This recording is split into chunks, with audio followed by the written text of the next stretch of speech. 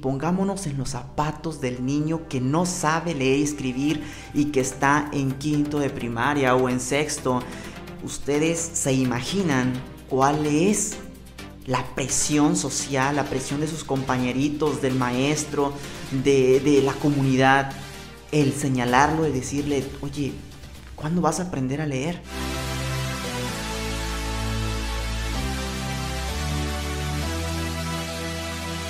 Hola, ¿qué tal? Mi nombre es César y después de esta intro genial vamos a comenzar este video que lleva por título ¿Cómo enseñar a leer a un niño de 9 años en casa?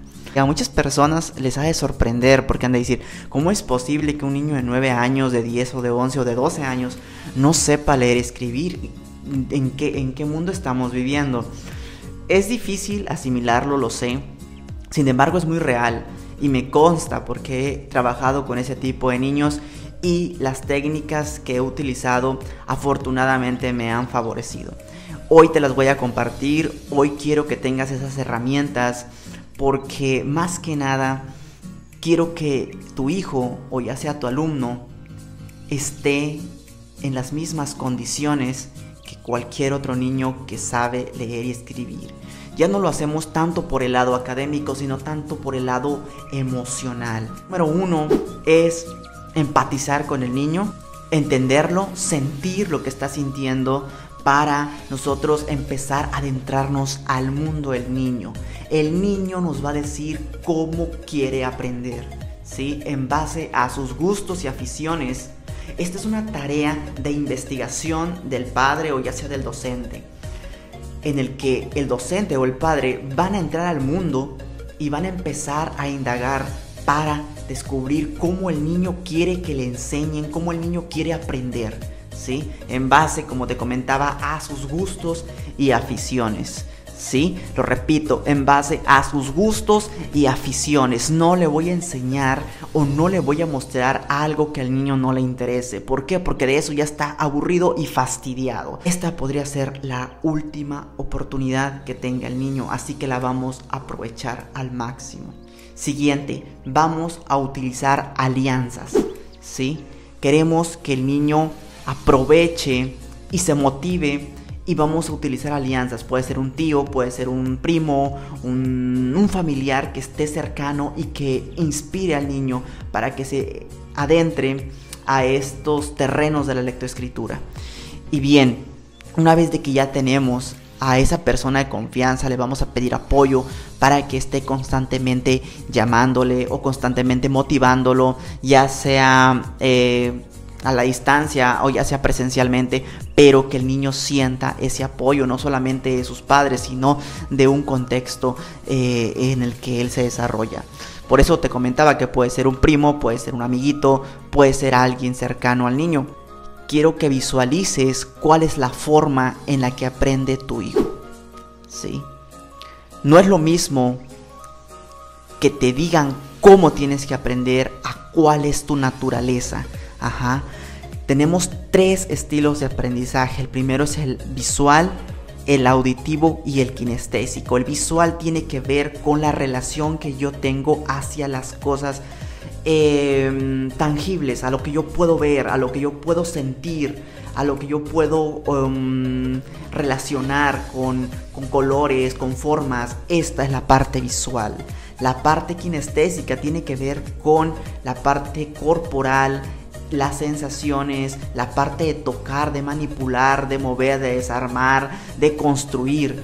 Y muchos niños aprenden de esta forma. Y la parte auditiva tiene que ver con repetir, con dar indicaciones. Sin embargo, siendo sincero, la cuestión auditiva es por la que menos aprenden los niños. Están más enfocados a lo visual o a lo kinestésico.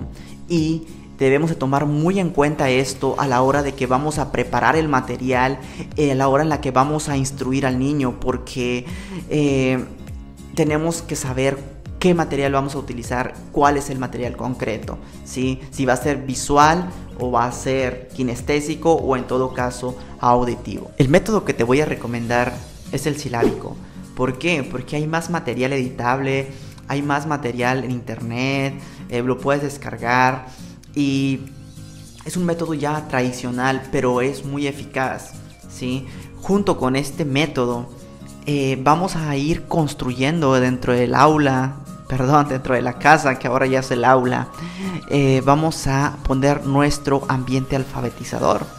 Tiene que ver con colocar el abecedario, las vocales, sílabas, todo en relación a la lectoescritura. Tiene que estar en el contexto del niño. Quiere decir que la ventana tiene que tener su nombre, la ventana.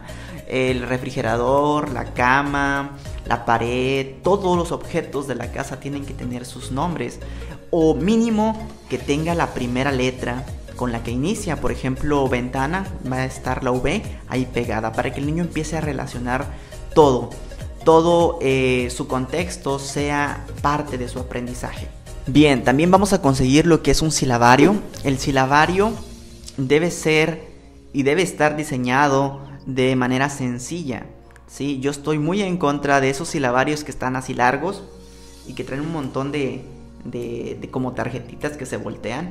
Ese silabario para mí no se me hace funcional porque tiene muchos colores, tiene una tipografía muy enredada para el niño, tiene muchas cursivas, y el aprendizaje se trata de memorizar y de asimilar, interiorizar los trazos, ¿sí? Entonces de esta forma se pierde el propósito al haber muchos colores, mucha tipografía. Entonces no funciona. Lo más recomendable es de que tú como padre o tú como maestro diseñes el material de forma sencilla. Puede ser en una cartulina con un marcador de color fuerte, más fuerte que el fondo, y diseñas el silabario empezando por las letras M, L, P.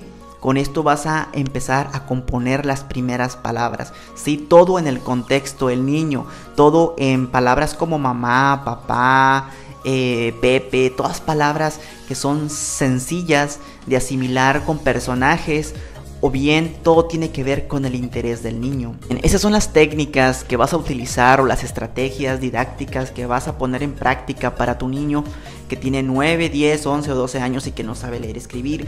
Yo no me centro tanto en el método, sino en lo que te comentaba al principio, ¿sí? En romper el paradigma que ya se creó el niño, ¿sí? Ese paradigma de que no puedo, de que no sé, de que no lo entiendo. Porque sabemos que ya es un niño que ya pasó por un proceso, ¿sí? Ya generó esa coraza, ya generó esas experiencias. Y si fueron malas experiencias, él le teme o le aterroriza algo que tenga que ver con letras. Entonces, primeramente, romper el chip, ese chip psicológico de no puedo, de ya lo intenté muchas veces. Esto nos permitirá tener un niño más seguro. La seguridad ante todo. Y bien, bueno, son recomendaciones que sé que te van a funcionar, y muchas gracias por quedarte hasta el final de este video. No olvides suscribirte, no olvides darle me gusta si es que te gustó este video, y hasta la próxima.